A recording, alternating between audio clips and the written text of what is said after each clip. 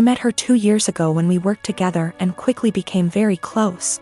She helped me through the darkest times of my life. I was mid-split with an abusive ex when we met. And I helped her through some really tough and unimaginable things. There were lots of rumors at the time we were seeing each other and everyone assumed we were an item. But for the past 2 years our relationship has been purely platonic. She was my best friend, and up until a few weeks back I don't think we'd even ever hugged. Fast forward to a week ago, she came over for dinner and wine. This is very common and normal. We had more than usual and she was over the limit so couldn't drive, so she stayed the night. We slept in the same bed but apart and no physical contact again. It was completely normal and just as expected. We somehow didn't get up and ended up staying in bed until 10 p.m. the next day just talking. Sometime during that evening she got upset about something going on in her life. I rubbed her back while telling her everything will be okay, and then we just cuddled. Probably the first bit of real physical contact between us, but nothing was sexual. Didn't feel weird and she went home and it was all okay. This last weekend we had a hiking holiday planned, where we'd be sleeping in her van. She has a converted Transit. It's one bed but we thought we'd be fine. First night it was freezing, ending up cuddling and spooning but again didn't feel sexual. Second night is where it all went a bit wrong. We drank a bit too much and the spoon ended up getting carried away. It seems to be a joint thing and before I knew it we were kissing and touching each other everywhere. It was a bit of a frenzy of this for about 15 minutes until we both stopped and realized what we just did. After this we spoke a little and asked if either of us regretted it. We both said we didn't, but it was odd. She got upset and I told her it was okay, it didn't change anything and we could just draw a line under it. We woke up the next morning and it happened again. We didn't talk too much but then went for a walk and then just before we headed home we ended up all over each other again. We were completely naked but again stopped, cuddled and lay there. We both agreed it was a what happens in X, stays in X type event. It was a really long trip home, 6 hours plus. During this she would rest her head on my hand on lap ECT and it seemed very different to our usual dynamic. When we stopped at services for breaks we seemed to walk arm in arm. We kept kissing on and off but it seemed strangely normal. We arrived back at her home. She lives with her dad at the moment but just before I left she kissed me again and thanked me for a wonderful weekend. The following day she came over to get some stuff I took home with me. We end up just cuddling, kissing, feeling and so on again but she has dinner with a friend and we stop it there. She goes on her way. This should feel really weird and strange, but it felt completely normal and we both discussed it that it was so odd it felt normal. Yesterday she turned up unannounced at my place, which is not a normal thing, with coffee and donuts. We end up talking, cuddling, kissing again and then we end up talking about what this is, the big problem. Neither of us were sure. She got panicky and burst out in tears and left. She said she was really scared and her words were, "I think I will end up pushing you away and hurting you and I don't want to do that to you." I told her I would come and see her later and talk. I drove to her house but her ex was there, another slight issue. They broke up 6 years ago, stayed close friends. He is a lovely bloke but in his head he is certain they will get married and have children. She's had the conversation with him but he seems to shut it off. If he found out she was seeing anyone he would get extremely angry. But there's so much family history intertwined between the both it's really complicated. For that reason she has avoided seeing anyone in the past 6 years. The reason he turned up is she hadn't responded to him since the night we kissed.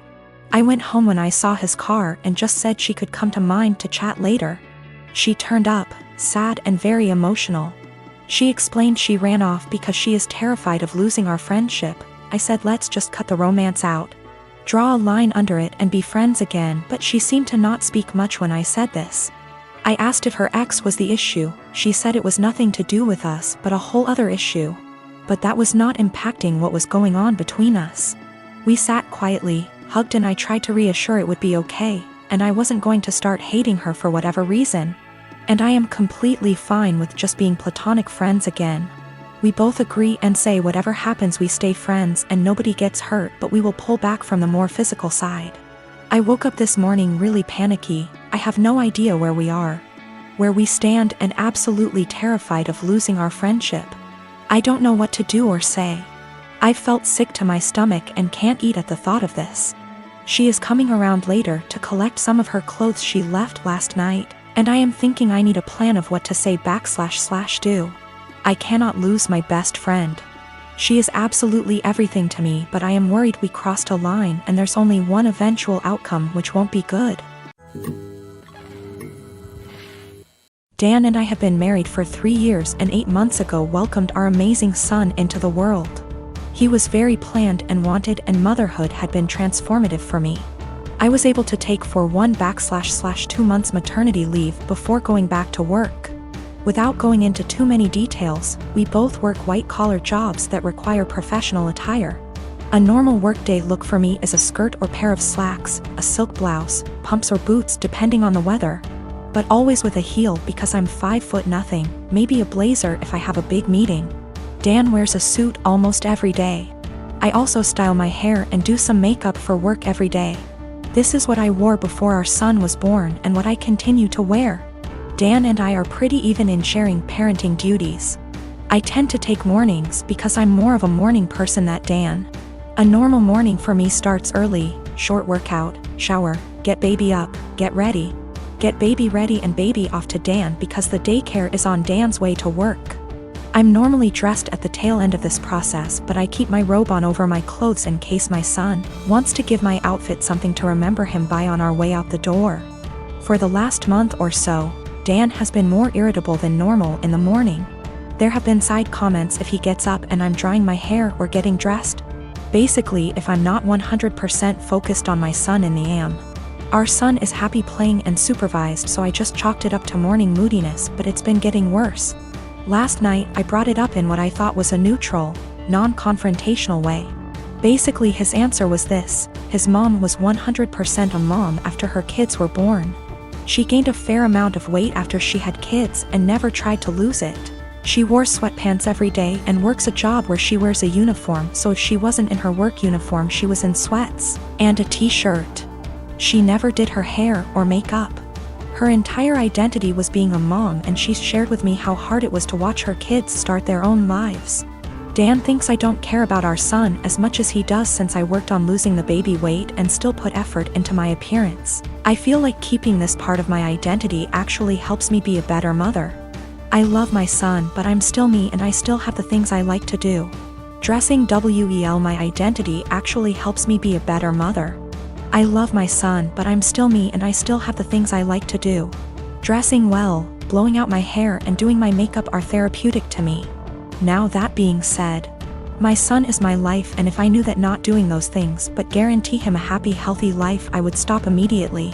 I told Dan that my son and I have our morning routine and he gets lots of time and attention before I go to the office. Dan said he wasn't looking to fight, but he just wanted me to think about my priorities and my time management. My sister called me saying that her work had an emergency and she needs to get there ASAP and needed me to watch her kids because no one else can. I rushed over there just to find her husband locked in his game room playing video games. I asked her why she called me over if he was home, and she said he didn't want to babysit because it was his only day off. Sister left, and I started hanging with the kids. I was changing the baby's diaper and the other kids wanted a snack. I told them to go ask their dad to make them a snack since the baby had a blowout and it was going to take me a while to clean him up. Well, their dad sent them back upstairs and told them to ask me again. After cleaning the baby up, I made the kids a snack and their dad came out to eat and told me not to let the kids interrupt him on his day off. By the way, he works part-time from home, 6 days a week. I kind of snapped at him and told him it was my day off too and that he's a useless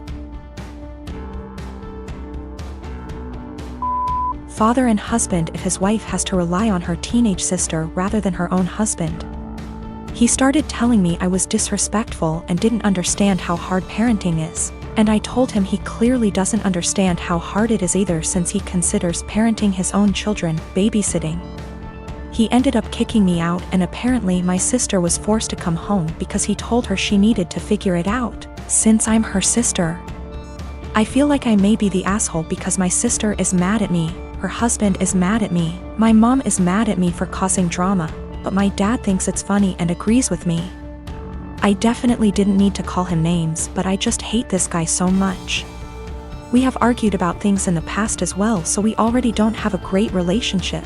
My sister is saying I need to apologize to him, and he is threatening to never let me into the kids' lives if I keep disrespecting him. He does not take care of the kids normally. My sister takes them to daycare during the day and then picks them up on her way home. She is the breadwinner and the primary caretaker. I really love those kids and don't have an issue babysitting them. I love hanging out with them. I also don't blame my mother for her being mad at me, just because of the fact that my sister's dumbass husband texted her and apparently told her a much different version of what happened. He told her I was sitting on my phone the whole time being lazy and the kids kept begging me for a snack. Also, I did not yell at him in front of his kids. It was a private conversation. In January of 2019, my husband was diagnosed with a brain tumor. It was in a completely inoperable part of the brain, and was told me had 6 months to live. He stuck it out and died in October, 3 months longer than he was expected to. He was always positive, and decided a few weeks after his diagnosis that he would write letters for our daughters for significant events in their lives. My husband was my soulmate, and the past few months have been difficult knowing I've lost him. We have 2 daughters, Mia who is 21 and Imogen, Imi, who is 19. All 3 of us have become a lot closer since their dad's death, and we've all really struggled. My husband and I were together since we were children. Got married when we were 18 and we were approaching our 20th wedding anniversary when he passed. In February of this year, Mia got married to a boy she's been with for about 6 years. I absolutely love her husband and he's been incredibly supportive during all of our grief. My husband wrote a letter for Mia to open on her wedding day. It's worth noting that my daughters were unaware of these letters. It was my job to give them to our daughters. Her wedding day comes around and I just can't bring myself to give her the letter. I read it and just wanted to keep it to myself. I had his handwriting and his words and it felt like he was there, and I couldn't bear the thought of giving that up yet. I was fully intending on giving her all the other letters as the events happened.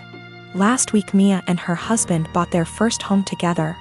They'd been living at our home since they got married, and so had a lot of stuff to pack and move to their new house. Mia asked me where her important documents were, passport, birth certificate, etc. So I told her they were in my top drawer of my dresser in my bedroom. The only letter that was in there was the one I was meant to give her on her wedding day, the rest were hidden away. She immediately recognized his handwriting and of course it was addressed to her, so she read it and broke down. She came and found me and started screaming at me asking how I could be so selfish. I didn't really know what to say apart from the fact that I wanted to keep it and she could take a picture of it. Both my daughters called me an asshole and are convinced I'm keeping them from a load of their dad's stuff.